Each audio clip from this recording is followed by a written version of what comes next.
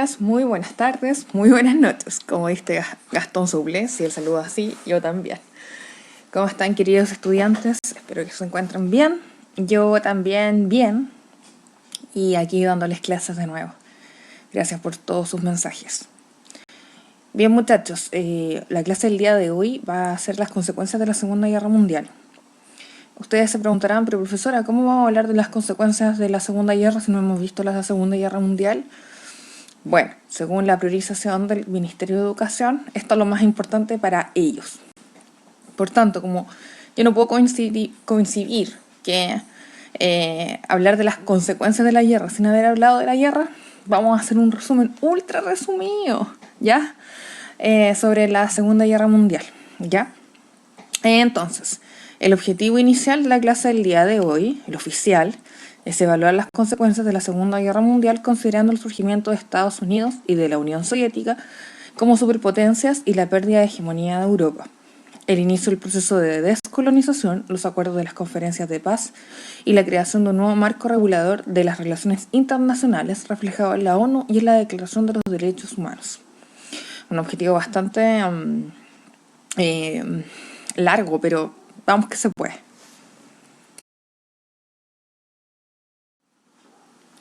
Bien, muchachos, voy a hablar como una forma introductoria de las causas de la Segunda Guerra Mundial, ¿ok? Primero tenemos el Tratado de Versalles. El Tratado de Versalles, que yo les dije que lo tuvieran en mente cuando hablamos de la Primera Guerra Mundial, fue un tratado que se firmó en la ciudad de Versalles, en Francia, y fue tremendamente devastador para Alemania, porque no solamente hace que pague los gastos de la guerra, sino que les quitan territorio, les prohíben tener ejército, armamento, ¿ya? Y aparte tienen que pagar con lo que tuvieran, ya sea con recursos naturales, los costos de la guerra.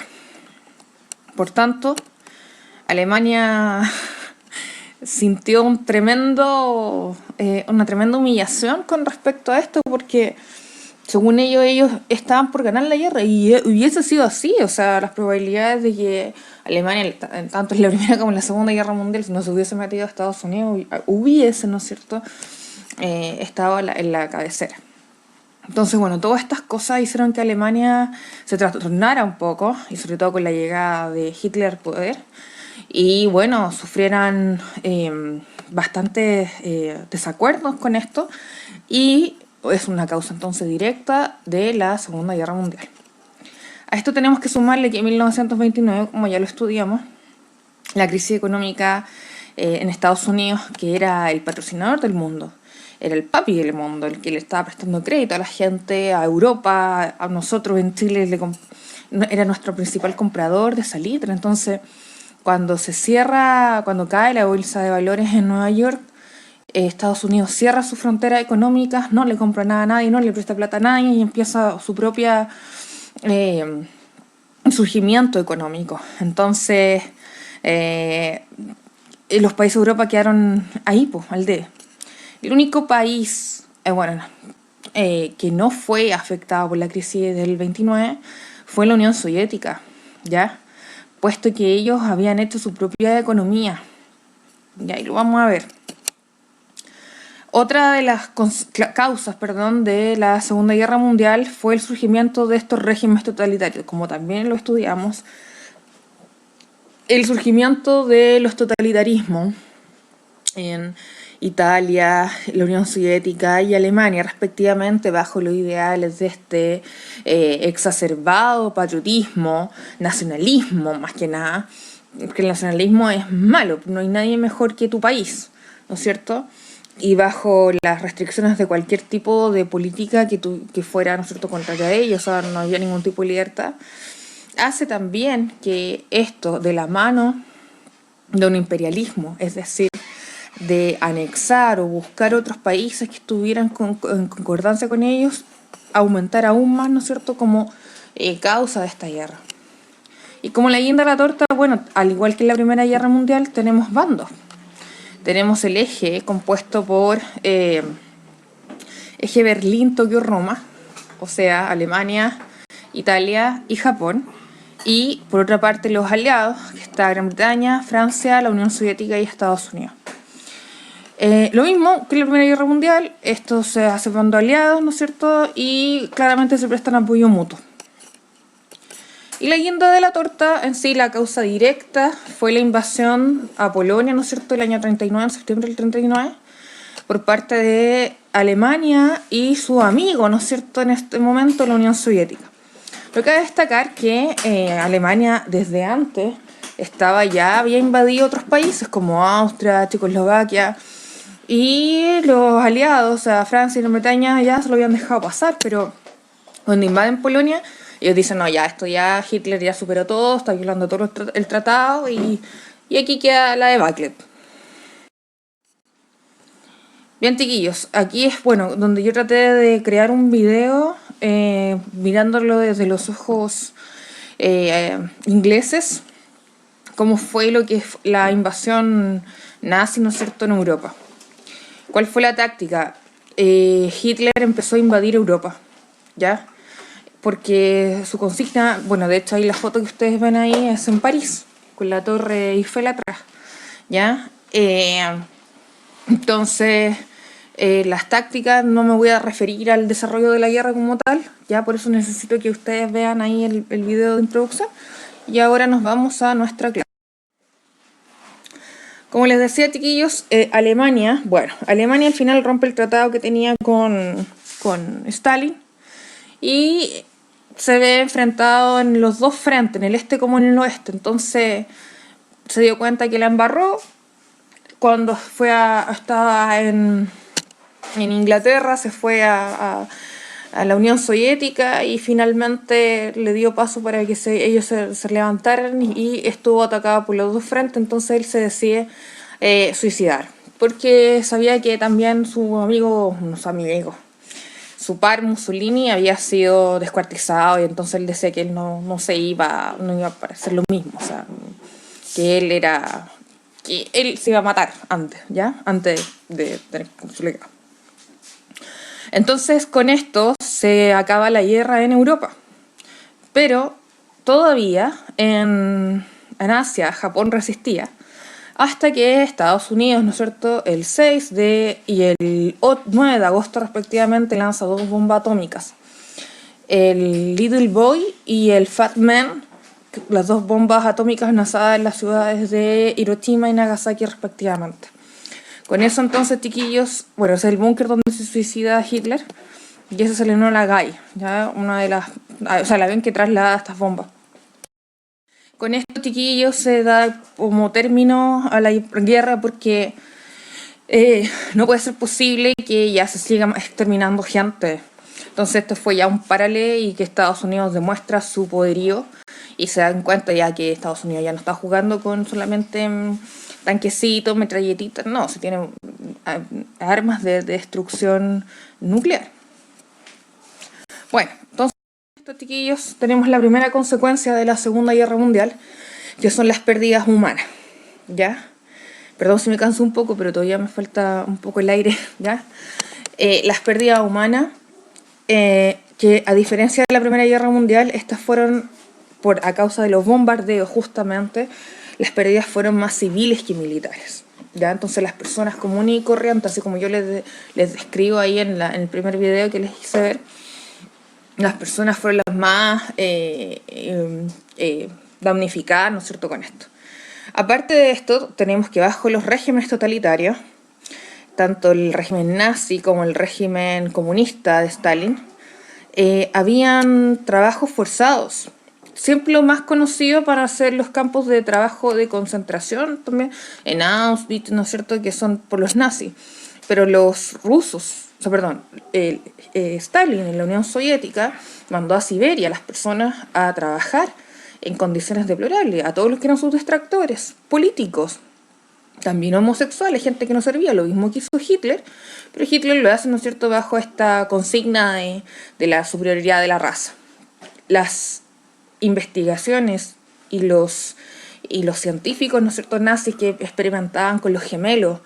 Miren esas fotos, hay una película en Netflix que se llama El fotógrafo de algo, no me acuerdo, búsquenla por el fotógrafo de... Y resulta que estas fotos las tenemos por causa justamente de esto. O sea, si nosotros no hubiésemos tenido estas fuentes de respaldo, no hubiésemos creído el horror que vivió, ¿no es cierto?, en este caso los judíos en su mayoría. Pero aquí también estaban los homosexuales, gitanos, gente que no le agradaba a Hitler. Bueno, otra de las consecuencias de la Segunda Guerra Mundial, vamos a hablar rápidamente de los acuerdos, así como en el Tratado de Versalles de la Primera Guerra Mundial. Esto fue la Segunda Guerra Mundial, los acuerdos en Teherán, Yalta y Potsdam. ¿Qué son estos? Bueno, se juntan los vencedores y dividen el mundo. ¿Cómo iba a quedar, no es cierto, el mundo después de la Segunda Guerra Mundial? Por supuesto que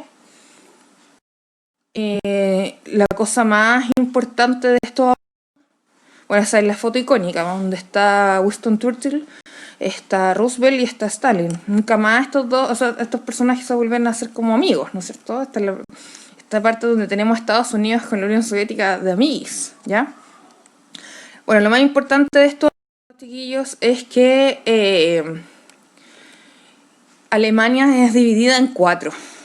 Imagínense que, claro, o sea, Alemania nuevamente es la culpable, ¿no es cierto?, de la guerra, y queda un pedacito de Alemania para cada uno de los aliados.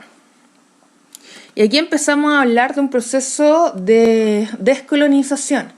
¿Qué significa la descolonización?